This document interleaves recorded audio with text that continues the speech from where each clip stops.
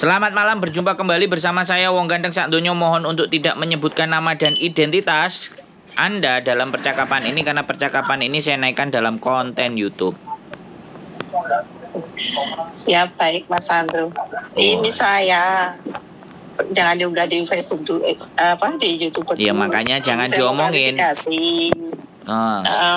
Ini mau klarifikasi dulu. Saya kan mau telepon KJRI ini nanti setelah habis makan siang. Saya bilang kalau bisa digabung ke bertiga, apa nanti kita bertemu aja. Kenapa?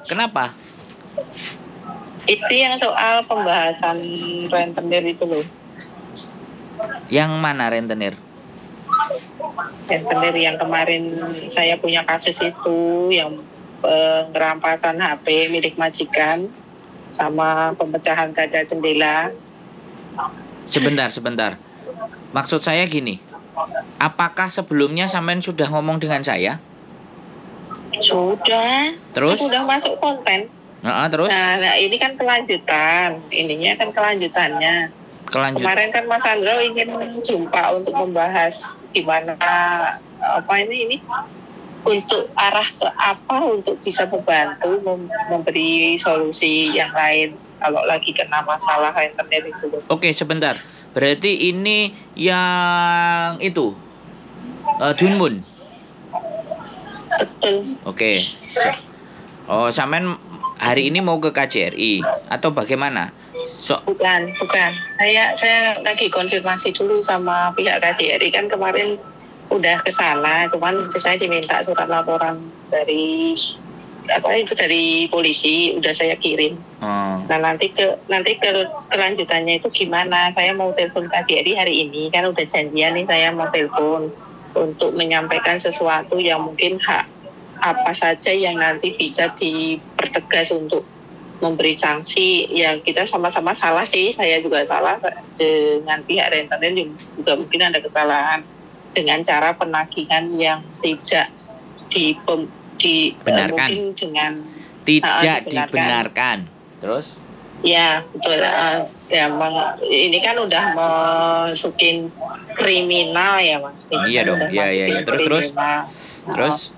Terus yang menjadi permasalahan di kami itu para PMI ataupun kita sebagai penghutang atau peminjam, sebenarnya kan kita udah punya pemikiran ya, bukan hanya dengan kata maaf ataupun bukan dengan kata kita mau musyawarah untuk membayar hak mereka untuk menagih kita. Itu sebenarnya kan ada diskusi, tapi dengan cara mereka kok seperti ini kan udah termasuk kriminal. Itu bagaimana kelanjutannya pihak KJRI atau pihak pengaduan kami itu ditangkapin atau tidak. Nanti saya mau menghubungkan Mas Andro sama ibu ini gitu loh, biar nanti kita bicara bareng. Sebentar Mbak, sebelum sampean menghubungkan saya, persoalannya adalah saya ini sebagai siapa, satu yang harus sampean sadari.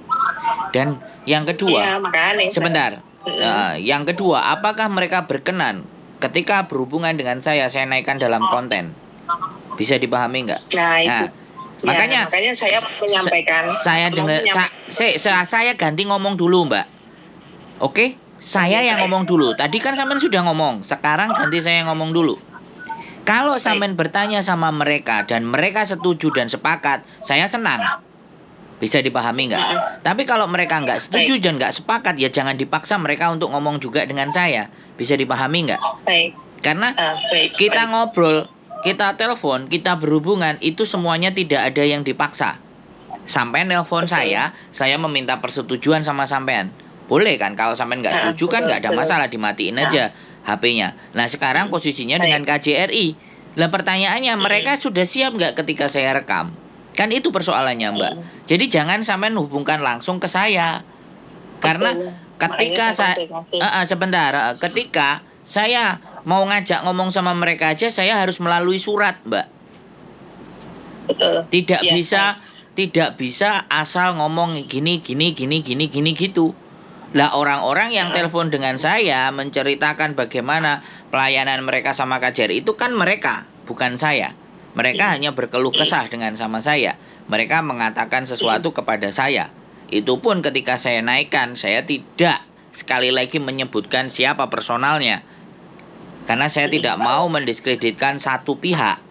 Tapi kita ngomongnya di KJRI. Makanya sekali lagi, tanyakan dulu kepada beliau-beliau yang ada di sana. Apakah boleh YouTuber ikut masuk dalam berbicara? Kayak gitu-gitu loh, Mbak. Kalau sampean justru lebih oke, sampean ngomong, "Bu, pembicaraan Ibu sama saya rekam."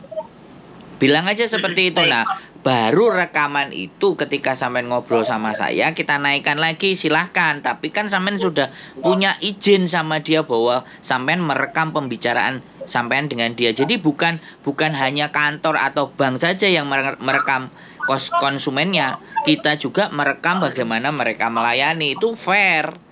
Jadi jangan langsung sampean hubungkan ke kami bertiga ngomong. Sayanya no problem, merekanya yang akan ngamuk-ngamuk ke sampean.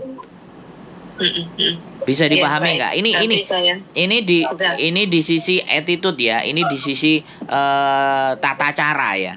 Jadi disinilah ada tata caranya kepada mereka. Mereka adalah instansi resmi perwakilan negara kita. Satu itu kan. Sedangkan saya YouTuber tidak mewakili siapapun. YouTuber yang mewakili saya pribadi. Pandangan saya sendiri, cara pandang saya sendiri, saya tidak mewakili siapapun. Saya mewakili diri saya sendiri. Dan saya ingin memperhatikan, saya ingin memberikan sedikit waktu saya buat teman-teman. Teman-teman yang mempunyai masalah,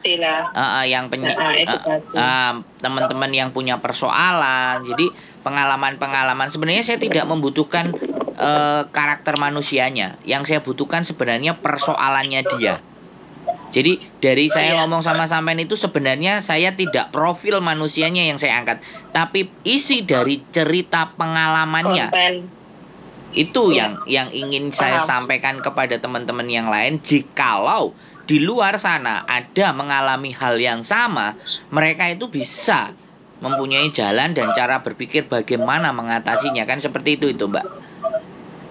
Ya, saya sangat terima kasih. Sekali lagi saya sangat terima kasih sampai selalu ingin membagikan cerita kepada teman-teman. Tapi kembali lagi, saya juga harus mengatur kondisi keadaan waktu dan semuanya. Dan hari ini pun Pak Benny kebetulan juga sudah datang di Hong Kong. Cuman tidak woro-woro. Makanya sekarang lagi di tempatnya Miss Yuni. Jadi saya kemungkinan nanti di sore atau malam bertemu dengan beliau. Kalau beliaunya berkenan, saya enggak, sekali lagi kita kan enggak ngerti. Makanya kan kalau kita tidak bisa berbicara langsung dengan wakil negara kita yang ada di sini karena terlalu banyak prosedur yang rumit, maka kita pakai konten yang nggak pakai prosedur. Nah, kalau konten kita semakin banyak dilihat, memberikan hal yang baik, terus teman-teman juga mendukung, teman-teman juga suka, teman-teman juga menganggap ada nilai dan manfaatnya, jalan itu akan terbuka dengan sendirinya, Mbak. Kalau saya sih yakin seperti itu. Oke, mungkin saya tidak bisa terlalu panjang karena nanti saya mau persiapan buat Jumatan jam 1. Saya harus mandi-mandi dan bersih-bersih dulu. Silahkan sampai diskusi dulu dengan KJRI, ngobrol. Kalau sampai memang bisa merekam, silahkan. Nah, kalau sekalian sampai mau misalnya suatu ketika mau bercerita dengan saya, nggak apa-apa. Kalau petugas atau pegawainya KJRI diajak podcast sama saya dan dia bersedia tidak menggunakan banyak syarat, saya pastikan orang itu hebat. Tapi selama ini nggak ada yang seperti itu, Mbak. Semuanya harus pakai prosedur. Karena mereka mewakili instansinya mereka. Saya sangat menyadari, saya sangat memahami mereka tidak mewakili dirinya sendiri. Makanya ngomong pun mereka harus bertanggung jawab atas omongannya. Jadi itu yang membedakan antara saya dan mereka. Seperti itu aja, Mbak. Ya. Sehat selalu, mohon maaf. Jadi tetap kita kontek-kontekan. Jadi yang jelas kita tetap pingin ketemu dengan sampean. Saya pingin ketemu kalau memang masalah sampean itu benar-benar clear dan kelar. Sehingga kalau clear, kelar, beres, itu ketika kita ceritakan sama mereka itu bukan setengah mateng, tapi sudah benar-benar mateng, sudah bisa diterima dengan teman-teman. Bagaimana caranya